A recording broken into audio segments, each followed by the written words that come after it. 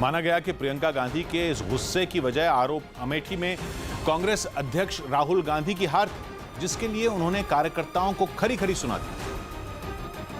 लेकिन 1977 में हार के बाद इंदिरा गांधी ने कार्यकर्ताओं पर गुस्सा नहीं दिखाया था, जबकि तब इंदिरा गांधी के छोटे बेटे संजय गांधी भी अमेठी से चुनाव हार गए थे। We were defeated, but within less than a month after the defeat, they were coming back to me. Indira Gandhi ने तब कांग्रेस के हताश कार्यकर्ताओं को धमकाने की बजाय नया सपना दिखाया था। I am a practical person, but I'm practical because I want to transform dreams into reality. But I don't think we can exist without dreams.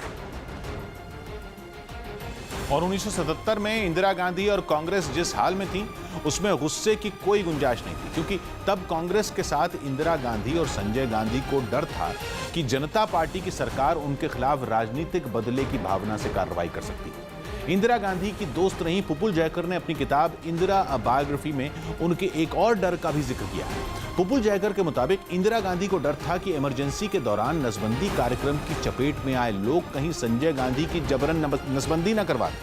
ये डर इसलिए पैदा हुआ क्योंकि जनता पार्टी की जीत के बाद खुलेआम ऐसी चर्चा हो रही थी कि संजय गांधी की सरेआम नसबंदी करवाई जाएगी। हालांकि संजय गांधी के लिए इंदिरा गांधी की आशंका गलत निकली, लेकिन चुनाव हारने के बाद इंदिरा गांधी का एक डर सही साबित हुआ और 3 अक्टूबर 1977 को मोरारजी देसाई की सरकार ने इंदिरा गांधी को गिरफ्तार करवा दिया। अमेरिका के अखबार वॉशिंगटन पोस्ट में तब छपी खबर के मुताबिक इंदिरा गांधी के साथ 4 पूर्व केंद्रीय मंत्रियों को भी गिरफ्तार किया गया था, जिनमें HR Gokhale, DP Chattopadhyay, PC सेठी और KD मालवीय शामिल थे। इंदिरा गांधी पर 1977 के चुनाव प्रचार में 2 कंपनियों से जबरन 104 जीप लेने और फ्रांस की एक कंपनी को उस समय $1 करोड़ 34 लाख के पेट्रोलियम ठेके देने में गड़बड़ी के आरोप लगाए गए थे। इंदिरा गांधी की गिरफ्तारी की खबर सुनते ही कांग्रेस के 1000 से ज्यादा कार्यकर्ता उनके आवास पर पहुंच गए थे।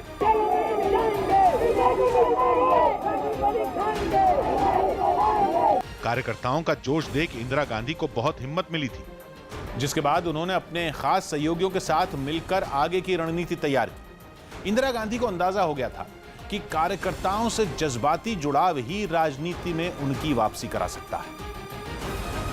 और जो डर चुनाव में हार के बाद पैदा हुआ था, वो गिरफ्तारी के अगले ही दिन खत्म हो गया, क्योंकि जब इंदिरा गांधी को चीफ मेट्रोपॉलिटन मजिस्ट्रेट की कोर्ट में पेश किया गया तो उन्हें बिना शर्त जमानत मिल गई थी और रिहा होते ही इंदिरा गांधी कार्यकर्ताओं के बीच पहुंच गई थी। लेकिन 21 दिसंबर 1978 को जनता पार्टी सरकार ने उसी मामले में इंदिरा गांधी को दोबारा गिरफ्तार करवाया तो पूरे देश में कांग्रेस कार्यकर्ताओं ने आंदोलन शुरू कर दिया था। 5 दिन जेल में रहने के बाद इंदिरा गांधी 26 दिसंबर 1978 को जमानत पर जेल से छूटी थी।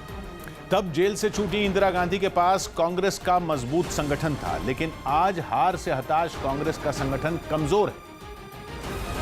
जिस पर प्रियंका गांधी भड़कीं तो विरोधियों ने भी तंज कसना शुरू कर दिया। सच्चाई तो ये है कि कांग्रेस अपनी जमीन खोती जा रही है, कोई संगठन नहीं बचा, कोई आधार नहीं बचा, तो बाकी क्या काम करेंगे। कांग्रेस के नेताओं ने भी माना कि प्रियंका गांधी भी तभी असरदार होंगी जब कांग्रेस संगठन मजबूत हो। ठीक ढंग से वो लैंग्वेज इस्तेमाल कर सकते हैं तो एक और इंदिरा जैसी उनकी इमेज है।